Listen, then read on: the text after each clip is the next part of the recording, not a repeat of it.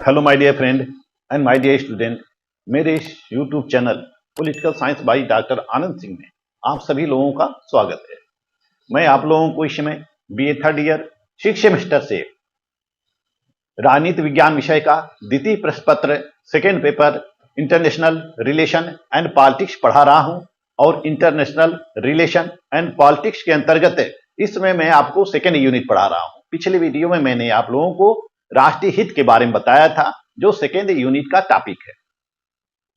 पिछले वीडियो में आप लोगों को अवगत कराया था कि राष्ट्रीय हित क्या है और इसकी परिभाषा क्या है, राष्ट्रीय हित को निर्धारित करने वाले कारक कौन कौन से हैं और राष्ट्रीय हित के प्रकार कितने हैं। जैसा कि थॉमसन ने राष्ट्रीय हित के 6 प्रकार का वर्णन किया है और इसके साथ ही साथ अंतरराष्ट्रीय हितों को भी उसने 3 वर्गों में बांटा है, 3 प्रकार बताए हैं। इस वीडियो में आप लोगों को बताऊंगा राष्ट्रीय हित के अभिवृद्धि के साधन। इस वीडियो के अंतर्गत मैं संक्षेप में सभी टॉपिक से अवगत कराऊंगा। राष्ट्रीय हित के अभिवृद्धि के साधन, राष्ट्रीय हित के अभिवृद्धि के साधन कौन कौन से हैं। पहला है कूटनीति। राष्ट्रीय हित के अभिवृद्धि के साधन में पहला है कूटनीति, डिप्लोमेसी, दूसरा है प्रचार या प्रोपोगंडा, तीसरा है राजनीतिक युद्ध, पॉलिटिकल वार, चौथा है आर्थिक साधन, इकोनॉमिक इंस्ट्रूमेंट, पांचवा है साम्राज्यवाद, इंपीरियलिज्म, छठवां है उपनिवेशवाद, कोलोनियलिज्म, सातवां है युद्ध, वार। ये राष्ट्रीय हित के अभिवृद्धि के साधन है, यानी कि हम अपने राष्ट्रीय हितों की वृद्धि कैसे कर सकते हैं, इन विभिन्न साधनों से कर सकते हैं। राष्ट्रीय हित को हम कैसे विकसित कर सकते हैं, कैसे स्थायी कर सकते हैं, कैसे मजबूत कर सकते हैं, कैसे विस्तृत कर सकते हैं, ये विभिन्न साधन है। तो इस टॉपिक पर क्वेश्चन एग्जाम में आ सकते हैं। राष्ट्रीय हित के अभिवृद्धि के कौन कौन से साधन हैं, तो इस क्वेश्चन को या इस टॉपिक को मैं इस वीडियो में बताने जा रहा हूं। आइए समझते हैं राष्ट्रीय हित के अभिवृद्धि के साधनों में पहला साधन है कूटनीति। यह कूटनीति क्या होती है, डिप्लोमेसी क्या होती है। यह जो डिप्लोमेसी शब्द है यह ग्रीक भाषा के डिप्लाउन से लिया गया है। कहां से लिया गया है, डिप्लाउन से लिया गया है। और डिप्लाउन शब्द को बाद में विभिन्न विद्वानों के द्वारा डिप्लोमेटिक शब्द के रूप में विकसित किया गया। डिप्लोमेटिक शब्द के रूप में विकसित किया जाता है।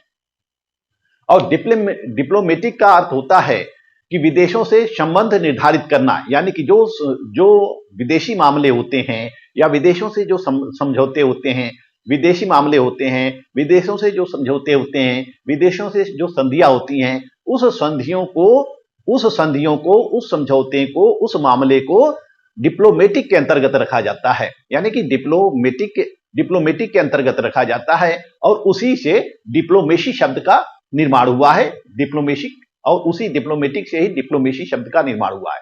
यानी कि कूटनीति का मतलब होता है विदेशों से संबंध स्थापित करना। संबंध स्थापित करने में बुद्धि का प्रयोग करना, चातुर्य का प्रयोग करना, बुद्धि और चातुर्य का प्रयोग करना, बुद्धि चातुर्य का प्रयोग करना और विवेक का प्रयोग करना, विवेक के अनुसार विदेशों से संबंध निर्धारित करना। यानी कि जो राज्य दूसरे राज्यों से संबंध स्थापित करने में अपनी चतुरता का प्रयोग करता है, कौशल का प्रयोग करता है, चतुराई का प्रयोग करता है, तो उसी को हम किस में लेते हैं, कूटनीतिक में लेते हैं। यानी कि कूटनीति का मतलब होता है एक प्रकार की चाल होती है, शत्रु हमारी चाल को समझ भी न पाए और हम शत्रु से संधि भी करते रहें, शत्रु के द्वारा अपने हितों की पूर्ति भी करते रहें। यानी कि गुप्त रूप से अपने उद्देश्यों को पूरा करना, यही क्या है, कूटनीति है। गुप्त रूप से अपने उद्देश्यों को पूरा करना यही कूटनीति है। जैसे कि हम देखते हैं वर्तमान समय में कि विभिन्न देशों से कूटनीतिक संबंध होते हैं। जो राजदूत होते हैं वह राजदूत वहां पर जो राजदूत होते हैं, हर देशों में राजदूत होते हैं, हर देशों का हर देश में राजदूत होते हैं। तो ये राजदूत जो होते हैं यह अपने देशों की अभिवृद्धि के लिए दूसरे देशों में जाकर अपने देशों के पक्ष में प्रचार करते हैं, प्रसार करते हैं और समर्थन जुटाते हैं, प्रचार प्रसार करते हैं, समर्थन जुटाते हैं। यानी कि यह जो राजदूत होते हैं यह अपने देश की छवि को अच्छा बनाने का प्रयास करते हैं और विभिन्न देशों से ये संधियां करते हैं, समझौते करते हैं, संधि और समझौते में योगदान देते हैं, लेकिन अपनी नीति को ये बताते नहीं है, अपनी नीति को अवगत नहीं कराते हैं कि इनकी नीति क्या है। जैसे भारत किसी देश से संधि करना चाहता है तो अपने उद्देश्यों को छुपा कर करेगा ताकि उसके हितों की भी पूर्ति होती रहे और उसके उद्देश्य सार्वजनिक भी न होने पाए। तो ऐसी स्थिति को हम कूटनीति कहते हैं। यानी कोई भी राष्ट्र अपने राष्ट्रीय हितों का कूटनीति के माध्यम से वृद्धि करने का प्रयास करता है। यानी कि जब तक कूटनीतिक संबंध नहीं होंगे तब तक राष्ट्र का विकास नहीं होगा। विदेशों से संबंध अच्छे नहीं होंगे, विदेशों से संबंध अच्छे नहीं होंगे।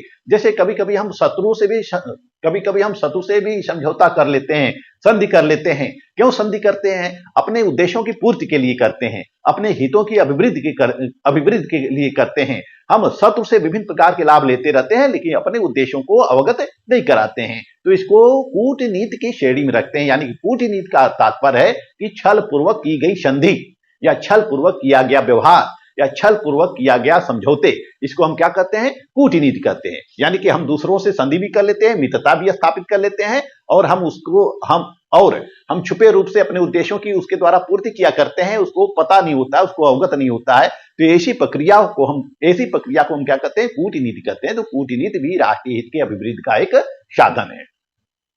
इसके द्वारा विभिन्न राष्ट्र आपस में संधि करते हैं, समझौते करते हैं, और संधि और समझौते में कुशलता का प्रयोग करते हैं, चतुराई का प्रयोग करते हैं, बुद्धि का प्रयोग करते हैं, विवेक का प्रयोग करते हैं कि कहीं से भी उनका कोई नुकसान न हो, कहीं से भी उनके राष्ट्रीय हितों पे आघात न पहुंचे और उनके स्वार्थों की पूर्ति होती रहे। दूसरा हम देखते हैं प्रचार, प्रोपोगंडा। यह प्रचार क्या होता है? प्रोपोगंडा, इसको अंग्रेजी में क्या कहते हैं? प्रोपोगंडा कहते हैं। विभिन्न देश अपने राष्ट्रीय हितों की अभिवृद्धि के लिए अपने पक्ष में प्रचार भी करते रहते हैं। और प्रचार किसके माध्यम से होते हैं? जो विदेशों में राजदूत होते हैं, उस राजदूतों के माध्यम से हर देश प्रचार करता रहता है, अपने देशों की नीतियां अवगत कराता रहता है, या फिर प्रचार के माध्यम से यह शत्रु राष्ट्र को कमजोर करता रहता है। जैसे कि हम अपने विरोधियों का प्रचार करते रहें और यह लोगों को बताते रहें कि विरोधियों ने कैसा व्यवहार किया, शत्रुओं ने कैसा व्यवहार किया। तो अंतर्राष्ट्रीय राजनीति के अंतर्गत प्रचार राष्ट्रीय हित का बहुत सशक्त साधन है। विभिन्न देश जो होते हैं एक दूसरे के विरुद्ध प्रचार प्रसार करते रहते हैं। विभिन्न देश एक दूसरे के विरुद्ध प्रचार करते रहते हैं, और प्रचार के द्वारा उस देश की छवि को धूमिल करने का प्रयास करते हैं, उस देश की छवि को धूमिल करने का प्रयास करते हैं। जैसे हम देख सकते हैं कि द्वितीय विश्व युद्ध के पश्चात रूस साम्यवादी विचारधारा का प्रचार करता हुआ नजर आता है, और अमेरिका पूंजीवादी विचारधारा का प्रचार करता हुआ नजर आता है। यानी कि अमेरिका पूंजीवादी विचारधारा का प्रचार करता रहता था। तो वह अपने प्रचार के माध्यम से अपनी नीतियों को लोगों को अवगत कराता रहता है, राष्ट्रों को अवगत कराता रहता है, विभिन्न राष्ट्रों को अपने पक्ष में करने का प्रयास करता रहता है, विभिन्न राष्ट्रों को अपने पक्ष में करने का प्रयत्न करता रहता है, ताकि अधिक से अधिक राष्ट्र उसके सहयोगी बन जाए और उसके राष्ट्रीय हितों की पूर्ति होती रहे। तो प्रचार के द्वारा हम अपने राष्ट्रीय हितों का अभिवृद्धि कर सकते हैं। तीसरा है राजनीतिक युद्ध। यह जो राजनीतिक युद्ध होता है, यह युद्ध का एक ऐसा प्रकार होता है जिसमें कि अस्त्र और शस्त्रों से नहीं लड़ा जाता है। इसमें किससे लड़ा जाता है? केवल विचारधारा से लड़ा जाता है, विचारधारा से लड़ा जाता है, केवल विचारधारा से लड़ा जाता है। यानी कि एक देश दूसरे देश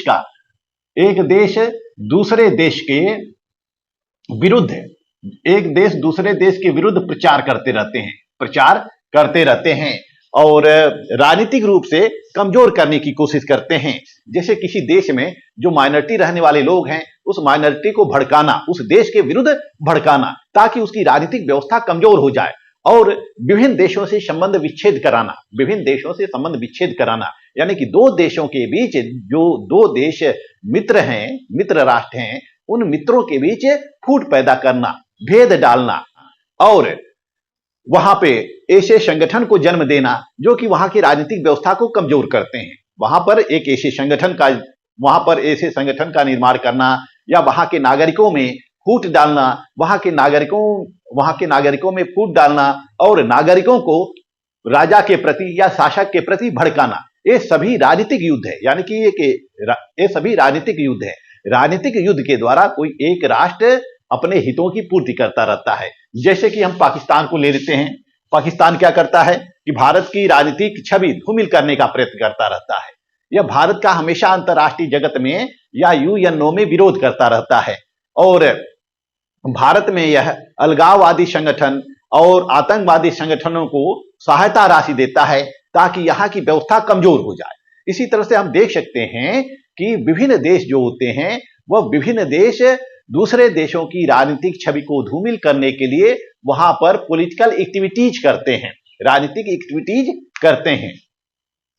तो राजनीतिक एक्टिविटी के द्वारा यह किसी भी देश के छवि को धूमिल करने का प्रयत्न करते हैं और राजनीतिक युद्ध के द्वारा यह अपने राष्ट्रीय हितों की वृद्धि करते रहते हैं। चौथा है आर्थिक साधन। आर्थिक साधन, कोई भी राष्ट्र आर्थिक साधनों के द्वारा अपने राष्ट्रीय हितों की अभिवृद्धि करने का प्रयास करता है।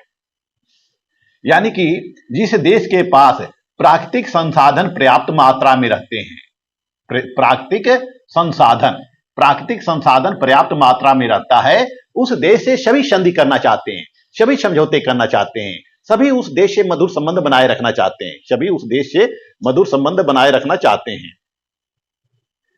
और एक देश दूसरे देश को आर्थिक प्रलोभन देता रहता है, जैसे कि अमेरिका पाकिस्तान को देता रहता है, आर्थिक प्रलोभन देता रहता है वगैरह। अमेरिका ने विभिन्न कंट्री को आर्थिक सहयोग दिया और आर्थिक सहयोग देने का उसका उद्देश्य क्या है कि वह उसके खेमे में बना रहे, वह उसके हितों की पूर्ति करता रहे, विभिन्न देशों में अमेरिकी सैन्य अड्डा स्थापित होता रहे। तो यह आर्थिक प्रलोभन देते हैं। तो आर्थिक प्रलोभनों के द्वारा राष्ट्रीय हितों की पूर्ति की जा सकती है। इस आर्थिक साधन के अंतर्गत विभिन्न राष्ट्रों को प्रभावित किया जा सकता है। जैसे कोई भी राष्ट्र उसके विचारधारा को नहीं मानता है, उसकी बातों को नहीं मानता है, उसकी नीतियों को स्वीकार नहीं करता है, तो एक राष्ट्र क्या करते हैं, दूसरे राष्ट्र को दी जाने वाली आर्थिक सहायता रोक देते हैं, दूसरे राष्ट्र को दी जाने वाली आर्थिक सहायता रोक देते हैं। और जब वह रोक देते हैं तो वहां पे आर्थिक संकट उत्पन्न हो जाता है, आर्थिक संकट उत्पन्न हो जाता है और फिर असहाय होकर वह राष्ट्र, जो कमजोर राष्ट्र होते हैं, वो उन्हीं की शरण में चले जाते हैं जहां से वह सहायता प्राप्त करते रहते हैं। तो राष्ट्रीय हितों की अभिवृद्धि के लिए अनेक प्रकार से राष्ट्रीय साधनों का प्रयोग किया जाता है, इस्तेमाल किया जाता है। जैसे विदेशों से व्यापारिक संधि करना, व्यापार पे या आयात और निर्यात पर शुल्क लगाना, विदेशों के माल को डंप करना यानी कि विदेशों के माल पर प्रतिबंध लगाना, यानी कि किसी विदेश से व्यापारिक समझौते स्थगित कर देना। जब कोई राष्ट्र किसी दूसरे राष्ट्र के नीतियों का अनुसरण नहीं करते हैं तो एक राष्ट्र क्या करता है कि उसके व्यापारिक गतिविधियों पर विराम लगा देता है, व्यापारिक गतिविधियों पर प्रतिबंध लगा देता है, वहां की वस्तुओं पर प्रतिबंध लगा देता है, उसको बैन कर देता है, वहां की वस्तुओं को बैन कर देता है। जैसे हम देख सकते हैं भारत और चीन का संबंध, तो भारत और चीन के संबंधों में तनाव उत्पन्न हो गया था। तो उस तनाव को देखते हुए भारत ने चीनी माल के ऊपर प्रतिबंध लगा दिया था, बैन लगा दिया था। तो इस तरह से कोई भी राष्ट्र किसी राष्ट्र को कमजोर करने के लिए उसके आर्थिक संसाधनों को ब्लॉक कर देता है। यह आर्थिक संसाधन दो प्रकार से ब्लॉक किए जाते हैं, दो प्रकार से इनका बैन किया जाता है। जैसे कि यदि कोई आर्थिक संसाधन है उसकी नाकेबंदी कर दी जाए, आर्थिक संसाधन की नाकेबंदी कर दी जाए, तो इस नाकेबंदी को दो अर्थों में प्रयुक्त किया जाता है। पहला अर्थ यह होता है कि वहां की सरकार या पहला अर्थ होता है कि वहां की सरकार इनका संरक्षण करना चाहती है और संरक्षण करने के लिए नाकेबंदी आर्थिक संसाधनों का नाकेबंदी करती है।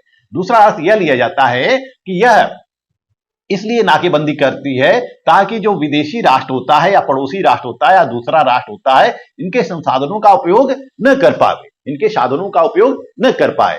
जैसे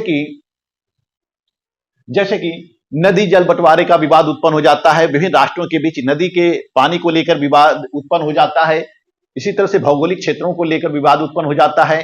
तो कोई भी राष्ट्र दूसरे राष्ट्र पर प्रतिबंध लगाने के लिए प्राकृतिक संसाधनों को बैन कर देता है, प्राकृतिक संसाधनों को अपने कब्जे में ले लेता है और प्राकृतिक संसाधनों को या आर्थिक संसाधनों को अपने अधीन कर लेता है और दूसरे राष्ट्र को उपयोग नहीं करने देता है। तो इस तरह से वह दूसरे राष्ट्र को प्रभावित करता रहता है।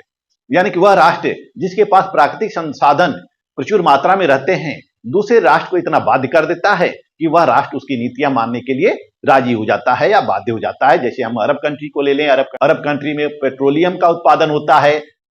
यदि अरब कंट्री भारत को पेट्रोल देना बंद कर दे या पेट्रोलियम यानी कि यदि अरब कंट्री भारत को पेट्रोल देना बंद कर दे तो इससे भारत की अर्थव्यवस्था प्रभावित होती है, भारत की अर्थव्यवस्था प्रभावित होती है। यानी कि भारत, जापान इत्यादि देशों की जो अर्थव्यवस्था होती है वह पेट्रोलियम संसाधनों पर ही निर्भर होता है। और पेट्रोलियम कहां से मिलता है? अरब कंट्री से मिलता है। तो अरब कंट्री जब पेट्रोलियम कम कर देती है तो हम देखते हैं कि यहाँ महंगाई हो जाती है और विभिन्न वस्तुओं के दाम बढ़ जाते हैं। तो इस तरह से विभिन्न देशों के इस तरह से हम आर्थिक साधनों के द्वारा विभिन्न देशों के हितों को प्रभावित करते रहते हैं। यानी कि विभिन्न देशों को अपने पक्ष में करने के लिए हम आर्थिक साधनों का उपयोग करते हैं।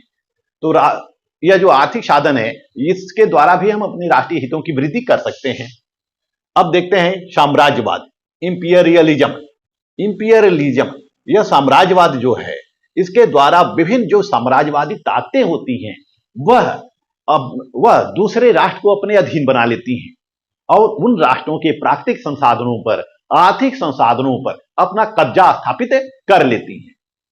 और जब कब्जा स्थापित कर लेती हैं तो वहां के सारे प्राकृतिक संसाधनों का, आर्थिक साधनों का अपने हित में, अपने राष्ट्र के हित में उपयोग करती हैं। वहां से सारा कच्चा माल अपने देश ले जाती हैं और वहां से तैयार करके विभिन्न देशों में ऊंचे ऊंचे दामों पर बेचती हैं। जैसे कि हम देख सकते हैं कि भारत में 1600 ईस्वी में ईस्ट इंडिया कंपनी आती है और फिर 1765 में यह बंगाल को अपने अधीन कर लेती है और 1765 से ही वास्तविक रूप से ब्रिटिश ईस्ट इंडिया कंपनी का साम्राज्य शुरू होता है और धीरे धीरे यह पूरे भारत को अपने अधीन कर लेती है। अंततः 1857 की क्रांति होती है और इस क्रांति में भारत की सत्ता किसके हाथों में चली जाती है? 1858 में ब्रिटिश सरकार के हाथों में चली जाती है। इस तरह से भारत किसके अधीन हो जाता है? ब्रिटिश के अधीन हो जाता है, ब्रिटेन के अधीन हो जाता है। इसी तरह से अमेरिका को ले सकते हैं, हम बेल्जियम को ले सकते हैं, श्रीलंका को ले सकते हैं, कनाडा को ले सकते हैं, विभिन्न देश, अफ्रीकी देशों को ले सकते हैं। विभिन्न देश जो होते हैं वह ब्रिटेन के गुलाम होते हैं, यानी कि साम्राज्यवादी ताकतें होती हैं। डच होती हैं, यानी कि हालैंड की कंपनी होती है। हालैंड भी विभिन्न देशों पर अपना कब्जा जमाए रखा था। ब्रिटेन और स्पेन, ये सारे ब्रिटेन, स्पेन, पुर्तगाल, ये साम्राज्यवादी ताकतें थी। ये विभिन्न देशों में व्यापार करने जाती थी और वहां की सत्ता को अपने अधीन कर लेती थी, वहां के प्राकृतिक संसाधनों को अपने अधीन कर लेती थी, वहां के प्राकृतिक संसाधनों को अपने अधीन कर लेती थी। तो इनका उद्देश्य क्या था? अपने देश का विकास करना। ये सारा माल ढो ढो के अपने देश ले जाते थे और अपने देश की अर्थव्यवस्था को मजबूत करते थे। यानी कि हम अपने राष्ट्रीय हित की अभिवृद्धि कैसे कर सकते हैं? साम्राज्यवाद के द्वारा कर सकते हैं। लेकिन यह साम्राज्यवाद वर्तमान में समाप्त हो गया है और इसके स्थान पर आर्थिक साम्राज्यवाद आ गया है, जिसको हम नव साम्राज्यवाद कह सकते हैं। यानी कि नव साम्राज्यवाद कर सकते हैं। यानी कि अब हम विदेशों पर कब्जा नहीं करते हैं बल्कि हम मार्केट पर कब्जा करते हैं। विदेशी मार्केटों हम मार्केट पर कब्जा करते हैं। विभिन्न मल्टीनेशनल कंपनियां जो हैं वह मल्टीनेशनल कंपनियां विभिन्न देशों में जाती हैं। जैसे भारत में हम देख सकते हैं कि विभिन्न मल्टीनेशनल कंपनियां हैं और विभिन्न मल्टीनेशनल कंपनी के द्वारा विभिन्न प्रकार के प्रोडक्शन किए जाते हैं और भारतीय उन्हीं मल्टीनेशनल कंपनी के सामान को खरीदते हैं। तो इसको हम आर्थिक साम्राज्यवाद कहते हैं। तो इस साम्राज्यवाद के द्वारा भी हम राष्ट्रीय हितों की पूर्ति कर सकते हैं। छठा है उपनिवेशवाद, कोलोनियलिज्म। यह उपनिवेशवाद क्या है? जैसा कि साम्राज्यवाद के अंतर्गत हम देखते हैं कि पूरा देश एक सरकार के अधीन हो जाता है। उनकी जो राजनीतिक व्यवस्था होती है वह राजनीतिक व्यवस्था भी उन्हीं के अधीन हो जाती है, साम्राज्यवादी ताकतों के अधीन हो जाती है। जैसे कि भारत को देख सकते हैं हम, भारत ब्रिटिश साम्राज्य के अधीन होता है। भारत ब्रिटिश साम्राज्य के अधीन होता है, भारत ब्रिटिश साम्राज्य के अधीन होता है और भारत में किसकी गवर्नमेंट होती है? ब्रिटिश सरकार की गवर्नमेंट होती है। भारत में ब्रिटिश सरकार की गवर्नमेंट होती है। लेकिन 1947 में भारत को जब स्वतंत्रता मिलती है तो ब्रिटिश सरकार यह प्रावधान करती है कि जब तक भारत का संविधान नहीं बन जाता या जब तक भारत का संविधान नहीं बन जाता तब तक वह 1935 के भारतीय शासन अधिनियम के अनुरूप कार्य करते रहेंगे। और जब तक भारत का चुनाव नहीं हो जाता, भारत में पहला चुनाव नहीं हो जाता, तब तक वह ब्रिटिश अधिराज्य का हिस्सा बना रहेगा। यानी कि ब्रिटिश अधिराज्य का हिस्सा बने रहेगा, यानी कि एक तरह से उपनिवेश का हिस्सा बना रहेगा। इस तरह से हम देखते हैं कि विभिन्न जो देश होते हैं वो उपनिवेश होते हैं। यानी कि उपनिवेश का अर्थ क्या होता है कि वहां की जो सरकारें होती हैं वह तो स्थानीय लोगों के द्वारा ही चलाई जाती हैं, लेकिन नियम कानून किसका होता है? सब साम्राज्यवादी ताकतों का होता है, सब विदेशी हुकूमत का होता है। यानी कि विदेशी नियम काम करते हैं, उपनिवेशों में विदेशी नियम काम करते हैं और उनके आर्थिक संसाधनों पर, प्राकृतिक संसाधनों पर कब्जा किसका होता है? विदेशों का होता है। और वहां से वह कच्चे यानी और उपनिवेशों को वह एक साधन के रूप में रखते हैं। जैसे ब्रिटेन है, स्पेन है, हॉलैंड है, या विभिन्न उपनिवेश बना रखे थे, तो उपनिवेशों को एक साधन के, जो उपनिवेश देश होते हैं उनको एक साधन के रूप में रखते हैं और उनसे अपने हितों की पूर्ति करते हैं। जैसे कि उपनिवेशों में सैनिक अड्डा बनाना, उपनिवेशों के सारे माल को अपने हिस्से, उपनिवेशों के सारे माल को अपने देश ले जाना और वहां से तैयार करके फिर विभिन्न मार्केट में बेचना, उपनिवेशों में बेचना। तो इस तरह से जो उपनिवेश होता है वह विदेशी सरकार के अधीन रहते हुए वहां की सरकारें वहां के स्थानीय लोगों के द्वारा संचालित की जाती हैं, लेकिन नियम कानून सब विदेश के ही होते हैं। जैसे ब्रिटेन को हम ले सकते हैं, ब्रिटेन के कई देश होते हैं। जैसे ब्रिटेन को ले सकते हैं, कई ऐसे देश होते हैं जो ब्रिटेन के उपनिवेश होते हैं, यानी कि जो कानून होता है वह इनके अनुसार चलाया जाता है। कानून ब्रिटिश सरकार के अनुसार होता है, लेकिन यहाँ पे जो शासन करने वाले कौन होते हैं? स्थानीय लोग होते हैं। यह स्थानीय लोग इन्हीं सरकार के अधीन काम करते हैं, इन्हीं के नियमों के अधीन काम करते हैं। और यहाँ के सारे, यह जो ब्रिटिश सरकार होती है, यहाँ के सभी आर्थिक संसाधनों पर अपना कब्जा कर लेती है और यहाँ से सारा कच्चा माल ढो के अपने देश ले जाती है और विभिन्न देशों में बेचती है। तो इस तरह से राष्ट्रीय हित के अभिवृद्धि के लिए उपनिवेशवाद भी एक बहुत बड़ा साधन होता है, बहुत साधक होता है। हम विभिन्न देशों को उपनिवेश बनाकर अपने राष्ट्रीय हितों की अभिवृद्धि कर सकते हैं, यानी कि अपनी जरूरतें हम किससे पूरा कर सकते हैं? किसी भी देश को बंधक बनाकर कर सकते हैं, यानी कि उसको अपने अधीन करके कर सकते हैं, जैसे पूर्व में होता रहा है। वर्तमान में उपनिवेशवाद भी समाप्त हो रहा है, साम्राज्यवाद तो समाप्त ही हो गया है। अब उपनिवेशवाद ने दूसरा रूप धारण कर लिया है, जिसको हम नव उपनिवेशवाद कहते हैं। सातवां है युद्ध, वार। यह वार जो होता है यह अंतिम शस्त्र होता है। राष्ट्रीय हित के अभिवृद्धि करने के लिए यह अंतिम शस्त्र होता है, क्योंकि इस युद्ध में राष्ट्रों का विनाश हो जाता है। उस राष्ट्र की स्वयं की क्षति होती है, दूसरे राष्ट्रों की क्षति तो होती ही है और स्वयं उसकी भी क्षति होती है। युद्ध भी राष्ट्रीय हित के अभिवृद्धि के साधन में महत्वपूर्ण योगदान अदा करता है। युद्धों के माध्यम से एक राष्ट्र अपने हितों की पूर्ति करता है, एक राष्ट्र अपने हितों की पूर्ति करता है। जब युद्ध की स्थिति उस समय उत्पन्न होती है जब संधियां विफल हो जाती हैं, समझौते विफल हो जाते हैं और एक जो शक्तिशाली राष्ट्र होता है उसके शर्तों को जो कमजोर राष्ट्र होते हैं वह स्वीकार नहीं करते हैं। शक्तिशाली राष्ट्र जो होता है उसकी शर्तों को कमजोर राष्ट्र स्वीकार नहीं करते हैं। जब तक स्वीकार करते हैं तब तक शांति का माहौल रहता है, लेकिन जहां अस्वीकार कर देते हैं वहीं फिर युद्ध का माहौल उत्पन्न हो जाता है। जैसे कि अमेरिका ने इराक को कई बार समझाया, इराक नहीं माना। परिणाम क्या होता है? अमेरिका ने युद्ध छेड़ दिया और इराक का पतन हो जाता है। इसी तरह से हम विभिन्न देशों को देख सकते हैं, रूस और यूक्रेन को ले सकते हैं और फिलिस्तीन और इजराइल को ले सकते हैं, भारत पाकिस्तान को ले सकते हैं। भारत और पाकिस्तान में भी कई बार संधि होती है, समझौते होते हैं और अधिकांशतः पाकिस्तान उल्लंघन कर देता है, सीमा पर हमले करते रहता है। बदले में भारत को भी जवाबी कार्रवाई करनी पड़ती है। यानी कि जब संधि और समझौते का उल्लंघन होता है तभी युद्ध की स्थिति उत्पन्न होती है। तो युद्ध के द्वारा एक शक्तिशाली राष्ट्र जो होता है वो अपने कमजोर राष्ट्र को दबाता रहता है, डराता रहता है, धमकाता रहता है और उससे अपने हितों की पूर्ति करता रहता है। वह युद्ध का भय दिखाता रहता है। जैसे हम देख सकते हैं कि प्रथम विश्व युद्ध, द्वितीय विश्व युद्ध, प्रथम विश्व युद्ध और द्वितीय विश्व युद्ध, सभी राष्ट्र इसमें इन्वॉल्व हो जाते हैं और अपने अपने हितों की रक्षा के लिए, अपने राष्ट्रीय हित के लिए वह इस युद्ध में कूद जाते हैं और अंततः इसका परिणाम भयानक होता है। तो इस तरह से हम देख सकते हैं कि राष्ट्रीय हित के अभिवृद्धि के साधनों में ये विभिन्न साधन हैं, ये विभिन्न साधन है जिसके द्वारा कोई भी राष्ट्र अपने राष्ट्रीय हित की वृद्धि करता है। इस वीडियो में बस इतना ही। नेक्स्ट वीडियो में आप लोगों को शक्ति संतुलन के बारे में बताने जा रहा हूं। शक्ति संतुलन, बैलेंस ऑफ पावर।